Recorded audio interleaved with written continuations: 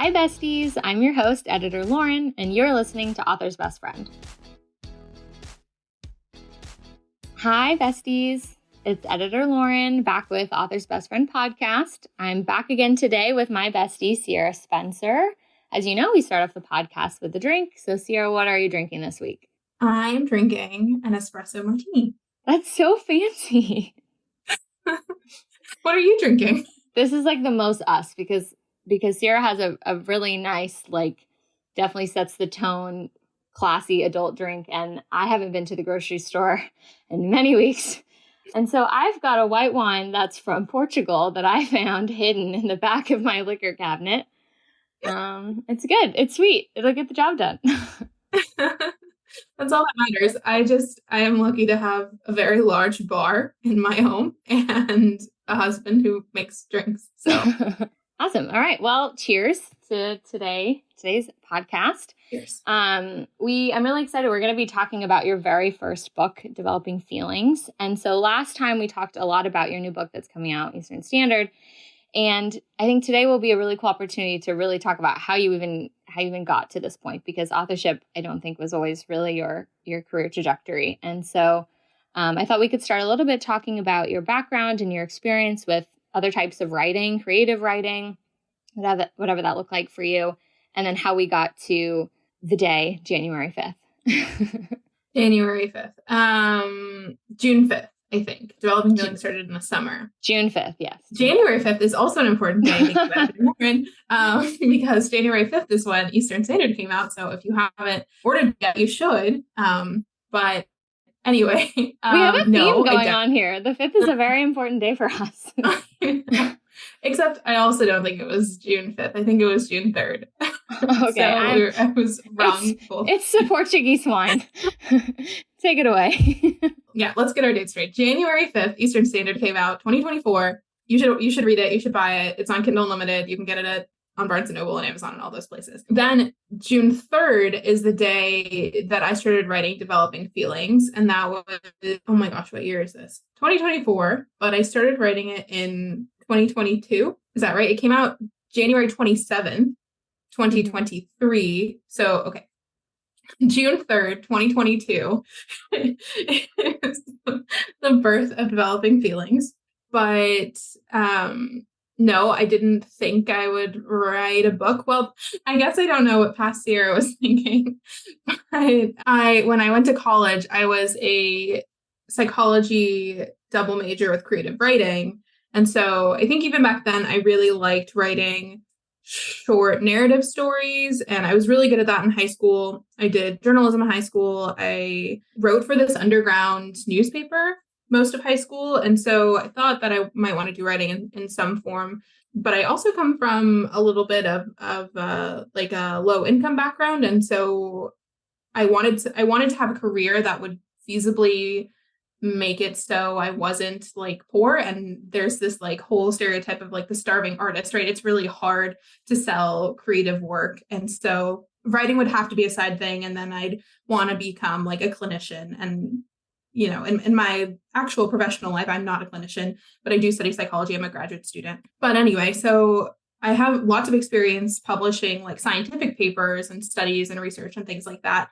But I hadn't really tried to like sit down and write a long form narrative story in the way that I have with Developing Feelings and Dreamt and Eastern Standard until June 3rd, 2022. And actually writing that story came out of me being really annoyed with my job, like being a graduate student.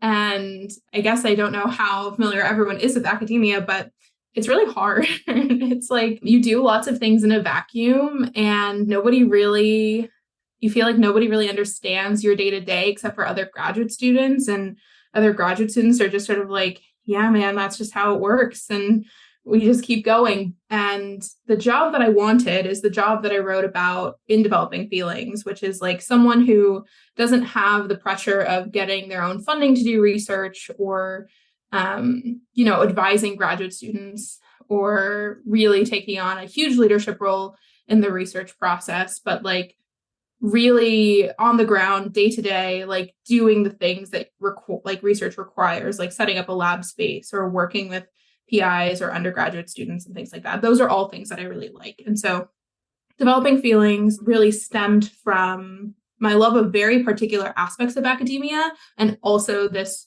really intense desire to try and write something creatively. Yeah, that's awesome. June 3rd is one of my favorite days to talk about, and I think we'll probably hyper focus on that. But I want to know a little bit more about how, like, okay, so you enjoyed creative writing and you didn't want to live as a starving artist. And so, but like, how does that passion for creating stories, how do you carry that out? Are you tucking these things under your mattress and you're keeping these stories secretive? Are you keeping that alive just by reading a lot? Like, I know you really love to read a lot of books. You consistently meet your Goodreads goals every year. And so I'm wondering how you're able to kind of sustain that fire such that when June 3rd came around, you were like, okay, this is the time. Like, I'm ready to go. Yeah, that's a great question. I don't know. I think that when I got to college, I was reading a lot, and then I was doing the creative writing classes, and eventually they try to teach you how to like read things and like really appreciate literature. And I don't really have an appreciation for like fine literature. Like the finest literature you get is like Pride and Prejudice. And like I really classic. well, it is a classic, but like I wasn't, but we all know why I'm reading that. We all know it's the enemies to lovers situation. Like there's no other reason.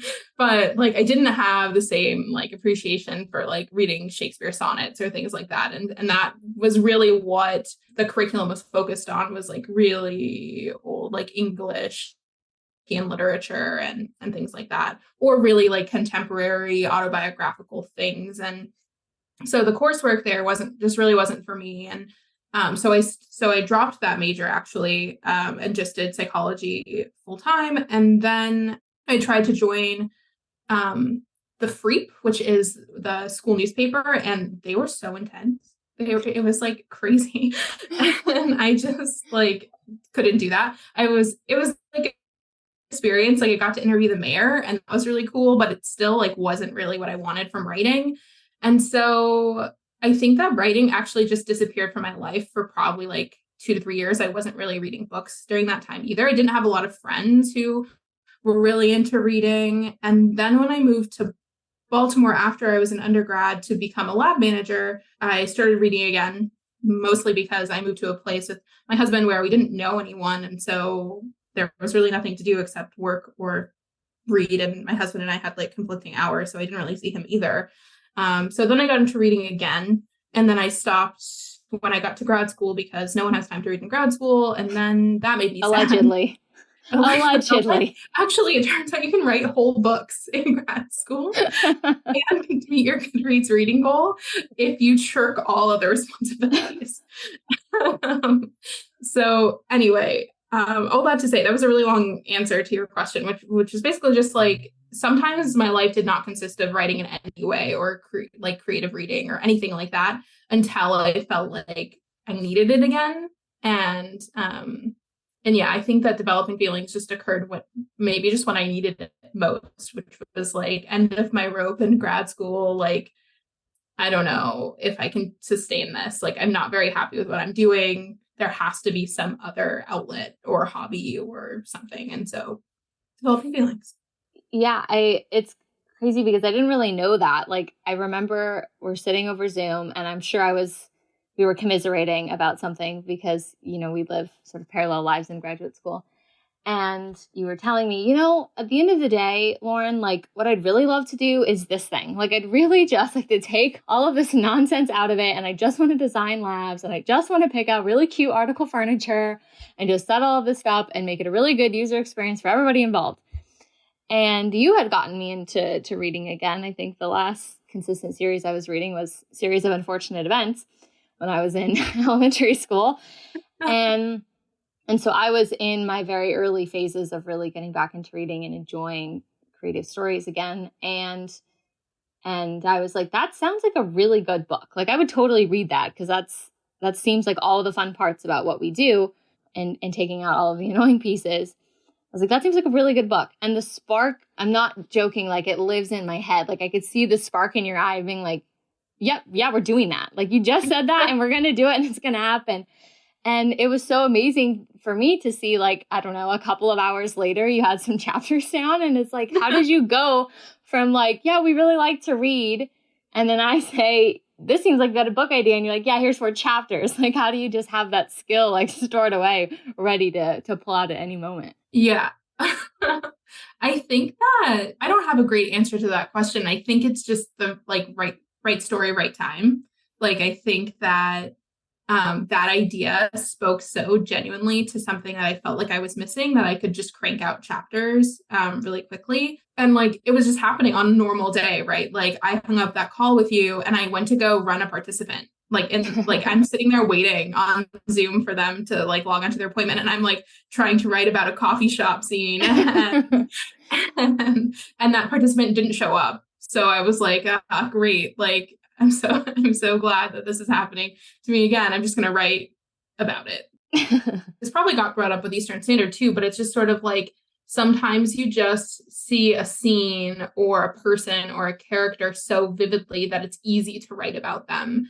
And it's not like all of the chapters in Developing Feelings were easy to write. Some of them were quite hard, either because like the thing I wanted to write about is possibly just too niche for a general audience. Like I'm writing about things that I do day to day inside of a book, but not everyone is an academic. And so how do I make non-academics care about how upset Harper is about something, or how aggravating it is for Jonathan to do something like create a grant that they have to write? Like if you're a grad student or, a faculty member, you're just like, no, like if it's due that day, you're not doing it. And then he went on and made her do it. But anyway, the TLDR to that question is just like, sometimes like a character or a scene just speaks to you and it's easy to write it. And that was the case for Harper and Jonathan. Yeah, at least from what I've seen, it feels like Eastern Standard and even tropes were maybe more character driven. Like you had these characters in mind and you knew the sort of things you wanted to play out between them and you just needed to put a scene around them. Whereas Developing Feelings was like, I have this career and I have this setting and I need to make characters that will fit well in it and figure out how to navigate around each other. But I mean, you're a big trope gal. So were there any tropes when you were thinking about this, that like, I have to put this in this book, or like really quintessential graduate student moments that you wanted to like romanticize, or like, I want this to come out and play out in a way that's either exactly the way I experienced it, or like in my ideal world, this is what it would look like? Yeah. I love that question so much because I have an answer for both sides. The first one is like, I went into this book thinking I really wanted a good one bed trope at a conference, the love hypothesis, except there actually is just a one bed situation. And that never ended up in this book, but it's still something that I think about and I would like to write about one day, maybe. But I definitely wanted a good, like, I don't know, like a good forced proximity moment between them. Like they're stuck in the same place. I probably like the whole book could be defined as forced proximity, right? They're stuck in an office together for a little bit in the beginning, then they're working in an office together, and then, it's great. When you're a graduate student, your department or your PI forces you to go to these like department-wide talks. And sometimes there are other graduate students. If you have a big enough department, then usually you have to go to 2 types of those talks. One is a colloquium series where the whole department gets together and watches an invited speaker give a talk. And then usually you have smaller brown bag series where graduate students give talks. And as a graduate student, I probably shouldn't write brown bag as much as I do, but it's just like so difficult to sit through sometimes. And the best part of brown bag is often like going and sitting with your friend and being like, what is happening right now? And Harper is like so black cat coded, like so judgmental. And I just wanted a really good scene between Harper and Jonathan watching a talk together and being like, what are we doing here? And it felt like that was probably the first moment where Harper was like, oh yeah, Jonathan can be an ally. Like Jonathan, like he gets me a little bit. And, she obviously like spirals later, but it's like such a cute moment for me that I don't know if it's a cute moment for other people to read, but I love that moment so much. It's one of my comfort scenes. Yeah, that was a scene that I knew I wanted to read. And I also I thrive on the scenes that are very outside of academia, because we have like our for us as graduate students, our department kickball game. And it's kind of humorous thinking about who's actually going to play and like how athletic these people actually are going to be. But you included actually an academic who's quite athletic. He tries to be, at least. He's on a baseball team. Mm-hmm. And so are those scenes like in the bakery and on the baseball field, like pieces of non-academic related things that you really wanted to include? Or is that sort of like this is what, academia could be if academics tried to be more well-rounded people and didn't just bury their face in their research all day? Yeah, I really wanted Jonathan to be a well-rounded person. And sometimes I think that, at least as a graduate student, sometimes it's hard to find hobbies. Like, people who have read Developing Feelings know that Harper doesn't actually have that many hobbies. She talks about this, where she's just like, I like to watch reality TV and drink wine. And that's kind of just like the end of her hobbies. And that's all you need, honestly. Right. And as two graduate students, we agree with her. But like, in order to have like, I don't know, decent work-life balance as you move up in academia, you kind of need to have more hobbies, or you'll like rapidly lose your mind, I think. I don't even know if these are hobbies that Jonathan himself picked for him, or if they're just like, yeah, I'm not doing anything. Like, I'll help out at the bakery, no problem. Or like, yeah, you can force me to go be good at baseball. I don't know. Like, the hobbies that Jonathan has seem to be forced upon him. And I think that's probably fits well for his character, at least, because he's this very like golden retriever, people pleaser. Like I know what I like to do, which is like sit on my couch and, similar to Harper, like watch a movie or like go for a run or do these things. And other people are like, but you're so good at these things, so can you help us with them? And he does. But yeah, I think that Jonathan's hobbies are, because they're thrust upon him, are sort of reflective of his character. Yeah. And we all love a golden retriever male main character.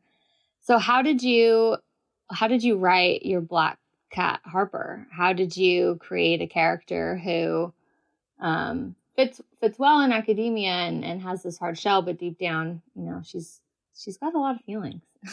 Yeah. So Harper's probably the character that I put most of myself directly into. Like, I think I'm definitely black cat coded. I'm like a Reputation girly through and through. And Reputation, Taylor Swift's album, has this like stereotype or lore around it of being like, really edgy, like the Aries, the Scorpio girls really like Reputation, but actually it's like one of her most like romantic albums. It's one of her most sensitive albums. Like, This Is Why We Can't Have Nice Things is literally just someone who is like putting boundaries down, and she's really scared of it. And you feel like, whoa, that's really edgy for her. And it's just because she's usually like, I don't know, like, if you yell at me, I'm going to cry, not in front of you, but I'm going to cry about it later. And so it was really easy to write Harper. And in fact, it was so easy that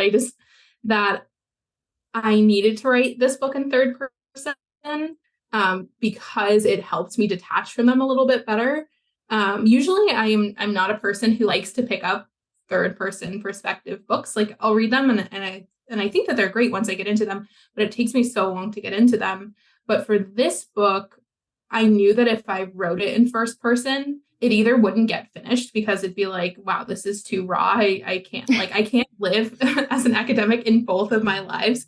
It's just not happening. Or like, it would just become way too niche. And I don't know if people would get that, like, Harper goes through something that maybe she and I or other graduate students would find really traumatic, but like people off the street probably wouldn't. And so like trying to find a way to make their experiences like relatable was something that I knew had to be in third person, because if it was in first person, it would just get like way too involved.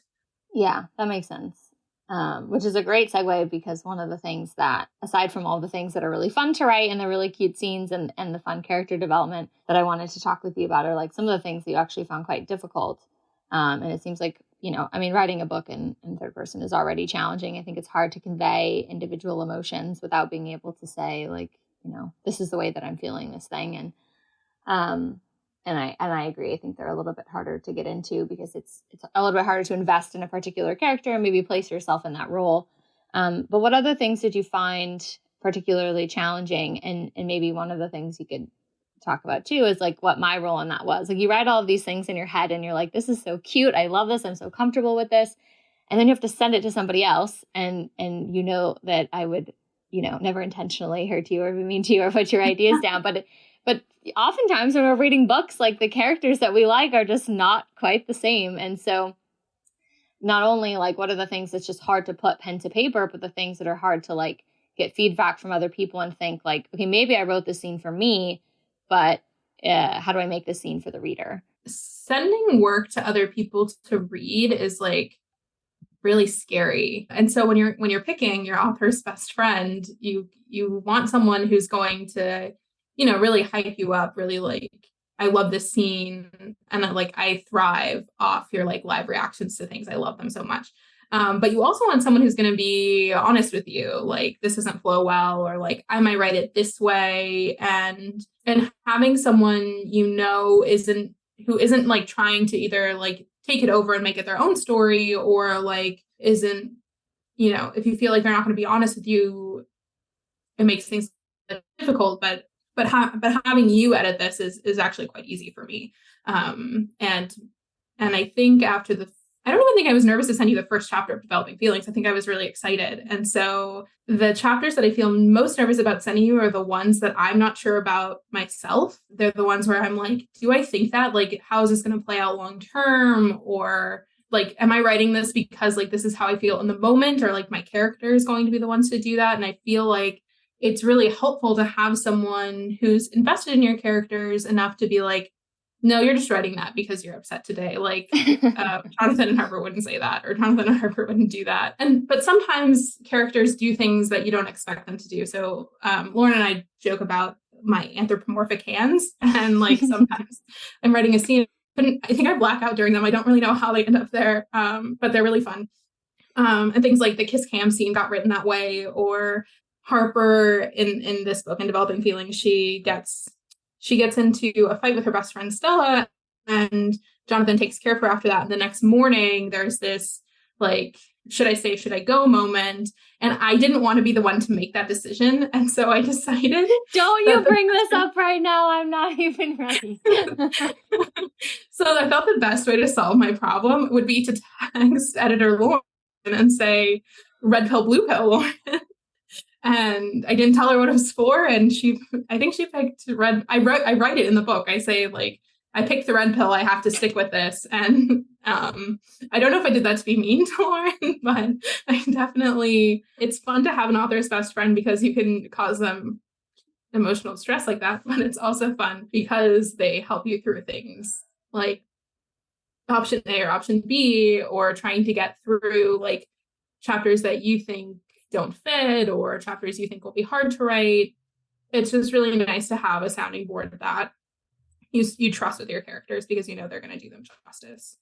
Yeah. Wow. That was triggering. I totally was not thinking that you were going to bring that, but that's not the only time you've done that to me either. I'm pretty sure there was a purple orange pill somewhere else down the line. And it's really just a choose your own adventure, but possibly the author who's writing the story that you really just can't wait to read, you might have ruined your own ending for yourself. Yeah, I think that's probably one of the things I identify as which is probably why we work so well together. My favorite types of books are the kind in which I'm reading and I'm like, okay, I kind of see where we're going. And then you take me in a totally different direction. And I really couldn't anticipate where you were going to go next. And there's so many of these pieces that get sprinkled in. And maybe for people who work in academia, it's maybe a little bit clearer, the structure of the way that things go. And so it's easier for me because I live in that to follow along. But even outside of that, scenes like when Harper's on a date and Jonathan shows up and I'm like, okay, here we go. Now we're going to get rolling. Like now he's going to crash this double date. Him and Scott have a plan. You know, my favorite Scott, we have a plan and we're going to go in and get Harper. And then we're finally going to get some sort of conversation about what's been happening at the workplace. And then you just tease us with this, bought you a drink, paid for your dinner, have fun with him. And then you leave. And we didn't get any of that. And even just a small moment, it doesn't really change much of the plot particularly, but just those little moments like that where you're like, I was not expecting that. And I know you mentioned last time that you really enjoy those moments of like tension, almost just a sprinkling, because it makes things so much better later on down the line. And I almost wonder, is that an anthropomorphic hand situation? Like, is it like is it writing like for you, like, this is actually what I would want, is I like this nice little turn, or I like this nice little build up? Or how do you choose the moments in which you're like, this isn't necessarily what I would choose as a person, but I'm going to go this way. Or this isn't necessarily what I would expect in a book, but I'm going to go this way. That's a really good question. Sometimes it varies. Sometimes I think one thing readers will always find in my books is that the female main character will always be a girl's girl. Like, end of the day, like, she is not interested in like trying to like be with someone who is already in a relationship with someone else, right? And that was the reason for Harper saying she didn't want to go home with Jonathan, or like she didn't want to get a drink with him, right? Because she thinks that he's in this relationship and she's not really interested in being that kind of person. And, you know, Rose and Olivia in Eastern Standard are also girls, and they pick things that they do their best not to diminish other women. And I think that some of those choices, I mean, I like to think that I'm also a girl's girl, but like in the moment, I don't know if I would have done the same thing as Harper or things like that. Then the other part of this is like, sometimes the tension is better than anything else I could write. Like, in Eastern Standard, we talked about, you know, the doctor's office scene, and like it would have been so easy to like just put in like spicy doctor's office scene, but like that's not what it needed in that moment. And so I'm sure that there's like some document somewhere on my computer where it's like, but what if it had been the other way? What if she had picked the blue pill? And like those scenes probably exist in draft somewhere. But yeah, sometimes it's a mixture of anthropomorphic hands. Sometimes it's just like, I want to be true to who I've decided this character is. And so that means making a decision that is not something I would necessarily do. Like, I don't think in Developing Feelings, Harper tries her best to get over Jonathan by asking someone out. And this is the date that Jonathan crashes. I don't think that I ever would have asked anyone out. I think I would have just like sulked somewhere. But Harper is like very like, she's tired of life happening to her. And so, which is how she starts this business in the first place. And she's tired of being like somebody else's decisions. And so she does things that I wouldn't normally do because of that. Yeah. I mean, I can only imagine writing your very first book, and you're writing the scenes that maybe you want to see, or the things that you think are entertaining for readers. But sometimes, like when you and I are talking, I'm kind of like, this is just what I want to see. And I don't represent all the readers. Maybe I represent a small group of people who like the same types of characters and tropes and scenes that I do. But I just want to see it come to life. And I imagine as an author, that's kind of hard, of like, these are the scenes that I really want to see. These are the interactions I really want to see played out. Especially, you know, you read so many books and you're like, oh gosh, I wish that didn't happen. I wish those characters didn't do that thing. And they're like, well, I'm going to do it better. I'm going to write it the way that I want to read it. And then you put it out there for the public, and you just hope that they trust you, that you know what you're doing, and they read it and they're like, okay, yeah, maybe this isn't what I would have thought, but this works. I really like this. And so I wanted to segue a little bit from like, okay, this is all of the hard stuff of putting books out, to like, okay, you wrote this book, you put all these scenes in it, and some of the scenes are, you know, winks at you, and maybe winks at me, and maybe winks at your husband, and winks at your friends and people in academia. And then also like, how do I reach a generalized audience? Here is this book. And so I wanted to talk a little bit about what that was like to get the book in your hands, and for it to be real, of like, okay, this is not just something Lauren and I have been talking about and goofing around about. Like, it's printed, it's binded, it's sealed, it's got page numbers, it's got icons. Like, people are going to see this thing, people are going to read it. What was that experience like? Crazy. It's still crazy. And I feel that way about all of my books. Like, sometimes I like will look at you or Parker, be like, hey, I wrote a book. I'm like, yeah, I know you wrote 3 of them. But it's like, I don't think it will ever really sink in. Like, I remember when we got Developing Feelings in print for the very first time, that was crazy. We were actually at a lab thing, and I don't like to drive, so I made Lauren drive me home. But but luckily there was a reason this time, which was our books had arrived and we were really excited. And so we went to my place and we opened the box and we popped a bottle of champagne, and it was like the most like glorious moment of my life. It was so wonderful. And I feel that way every time I get my first print copy of a book. I feel all of that all over again. And so and in that moment you kind of forget like how hard it was to write, or how many times you had to rewrite a scene, or you know, like if someone's gonna like it because you like it and you're with people who you know like it, and even if they or just telling you they like it because they like you, like feel really supported. And it's like the best feeling. So are you nervous to get it out there? Like you have the book and, people can read it on their Kindle and you make it available. Is there any part of you that's like, okay, if I push this, if I put it on social media, people know about it, they're actually going to read it and they're actually going to give me feedback, and maybe it's not all going to be positive, or maybe they're not going to love it, or maybe this is the worst thing I've ever done and I need to burn all of these books. How do you sort of reconcile, like, I'm really excited about these things with sort of the insecurity of like, did I write a book that only I really enjoyed to read? Yeah, I don't know. Maybe this is part of like, maybe this comes from like the academic in me, but it's like, I don't necessarily care if people like it or not. That's not really what I mean. Is like going back to academia world for just a second. There was a study that I did, and my advisor and I were having a really hard time getting it to like go past being like desk rejected. And so what that means is like you submit a paper and then the editors of that journal decide whether or not they're going to send it to reviewers to like quality check and like give you reviews.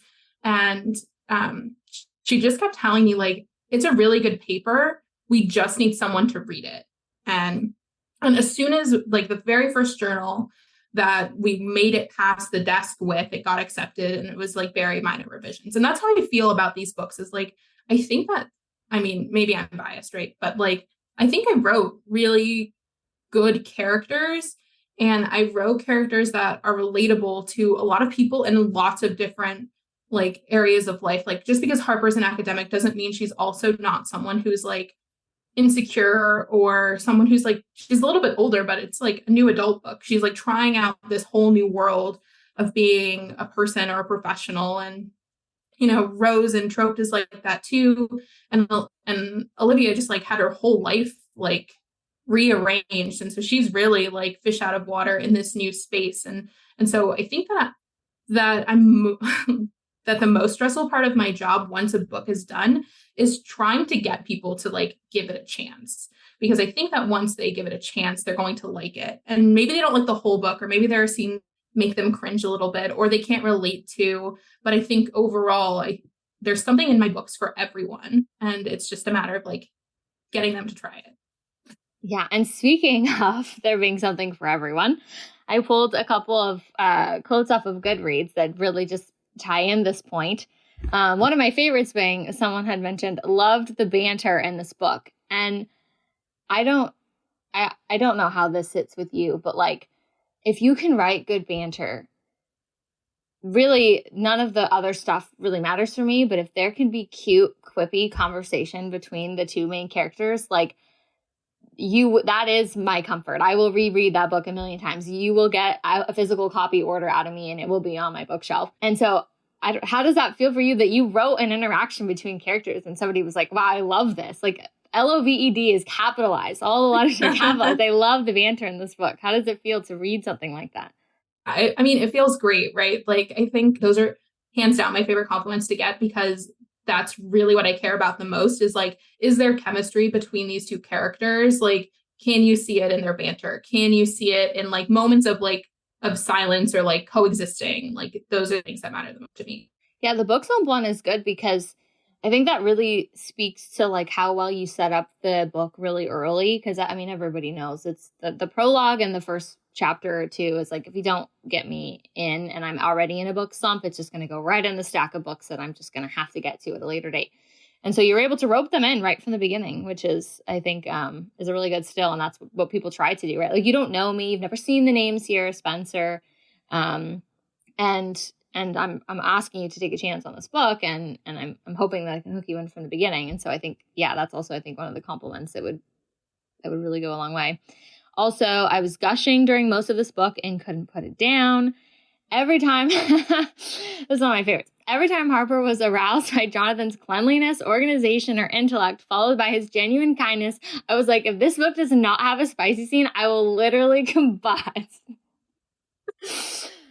Like, you aimed for the tension and you nailed it right on the head. That kind of just makes it sound like they're hoping for like some like weird wristwatch like kink or something like that. And I just want to tell people who have not read this book that there is no like weird watch situation or like cleaning situation. There's just, we just have really good chemistry. Well, that depends on how you feel about those things, because, I didn't really realize that a man putting his hand on the seat and actually turning around and not using the backup camera, or like actually having a watch that's not digital that he's reading. Like, I didn't realize that these things were, green flags for me, but here they are. So how has it been like interacting with people who have read the book, or like people, with all the Eastern Standard hype, people who, haven't gotten to read it, or like, okay, well, I got to read something of Sierra Spencer. So they go and read Developing Feelings, not knowing about it before. And so you're getting, maybe more comments now too. Like, how does that feel to interact with people and know that they actually they have feelings in their soul about these characters that you've created out of thin air? Like, what has that been like? It's been good and bad. It's mainly been good because they'll DM me and they'll be like, oh my God, I'm reading this scene right now and it's amazing. It's bad because I'm socially awkward. I just don't know what to say to those comments. Like, I wish I could when you do that, I could just FaceTime you and we talk about it for an hour, but this person just exists in the DM and I can't just call them and be like, tell me about your reaction. I default to oh my God, I'm so excited that you're reading this. But I really mean 90 things more than that. I'm what are you thinking right now? What do you think's going to happen? Please tell me all of those things. But maybe you can do that. I mean, I just don't, I'm weird, so I don't do that. But yeah, it's good because I love to read them. It's bad because I don't know how to be a person. Yeah. So this seems like a call to all of the Developing Feelings readers. When you're reading, just send constant live reaction DMs to Sierra. She just loves it. And if the only thing I do is react with an emoji, I swear I'm either on the phone with Lauren screaming that you just sent me this thing, or I'm screaming on my couch by myself. No, yeah, it's real. And I'm 100 years old, so I'm not really on social media. And so our entire text messages is just Sierra sending me all of the updates of social media, and us just back and forth, freaking out. The fact, it's just crazy that people even have the book in their hands, but the fact that they have feelings and emotions about them is just wild. Mm-hmm. Yeah, it's crazy. Yeah, it's been such a journey, and we've come so far from your very first book, but it's so fun to reflect on where it came from, because it was really just an idea about a career, and then it turned into 2 characters, and it's been so exciting to watch it all unfold. And while they are not the forefront of the couple, we're here, really excited about Whit and Olivia. They're our first loves, and they'll always live in my heart as my first loves. You can get Developing Feelings and Eastern Standard on Kindle Unlimited, on Amazon, Barnes & Noble. And next time we will be talking with Nina Miles about Troped, and we'll get a little bit more into that. That will be fun. But thank you so much, Sierra, for sitting down with me yet again and letting me grill you with questions, getting deep inside your mind. Yeah, it was great to chat, and I just about finished my drink. But yeah, we'll see you again sometime soon. I'm excited to see, maybe some new stuff that's in the works for you. Excited to talk about that. Yeah, thanks for having me.